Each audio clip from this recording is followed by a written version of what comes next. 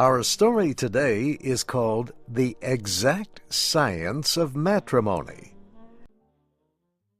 Jeff Peters and Andy Tucker could never be trusted.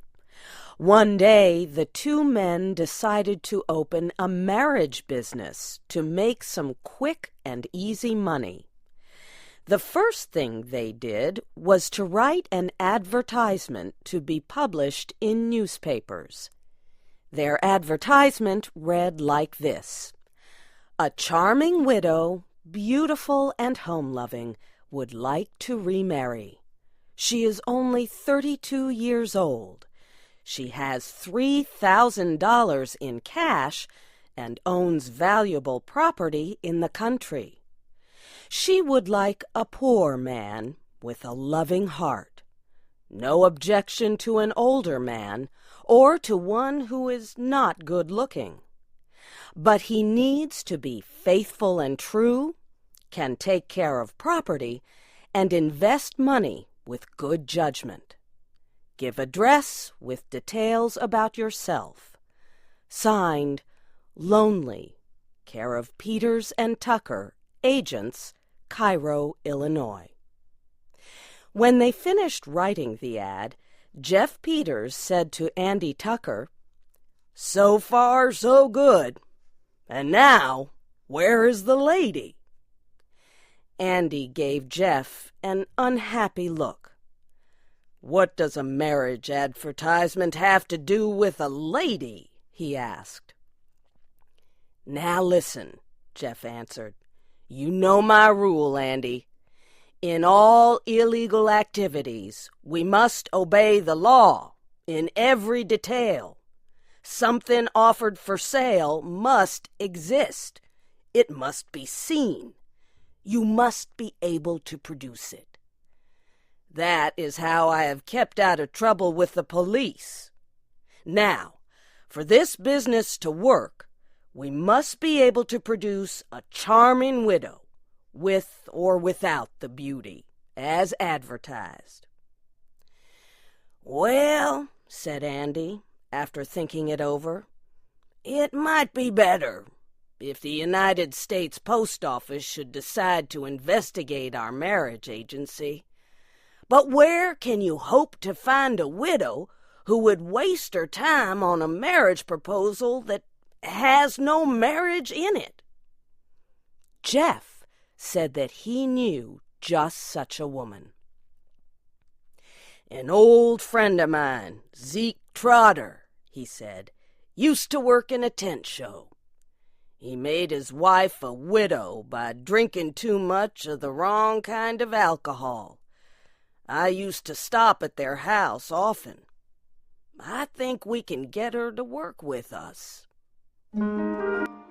Mrs. Zeke Trotter lived in a small town not far away.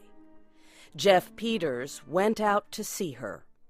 She was not beautiful and not so young, but she seemed all right to Jeff. "Is this an honest deal you're putting on, Mr. Peters?" she asked when he told her what he wanted. "Mrs. Trotter," said Jeff, 3,000 men will seek to marry you to get your money and property. What are they prepared to give in exchange? Nothing.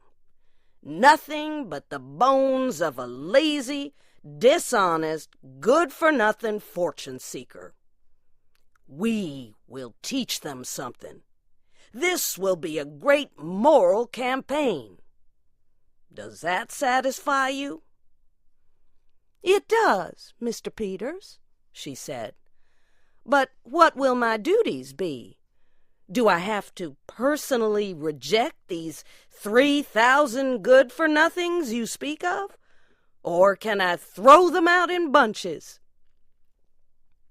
Jeff explained that her job would be easy. She would live in a quiet hotel and have no work to do. He and Andy would take care of all letters and the business end of the plot. But he warned her that some of the men might come to see her in person. Then she would have to meet them face to face and reject them. She would be paid $25 a week and hotel costs.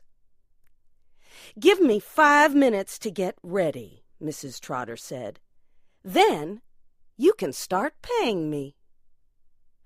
So Jeff took her to the city and put her in a hotel far enough from Jeff and Andy's place to cause no suspicion.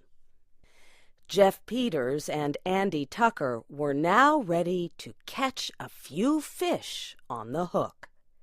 They placed their advertisement in newspapers across the country. They put $2,000 in a bank in Mrs. Trotter's name. They gave her the bank book to show if anyone questioned the honesty of their marriage agency. They were sure that Mrs. Trotter could be trusted and that it was safe to leave the money in her name. Their ad in the newspapers started a flood of letters, more than 100 a day. Jeff and Andy worked 12 hours a day answering them. Most of the men wrote that they had lost their jobs. The world misunderstood them. But they were full of love and other good qualities.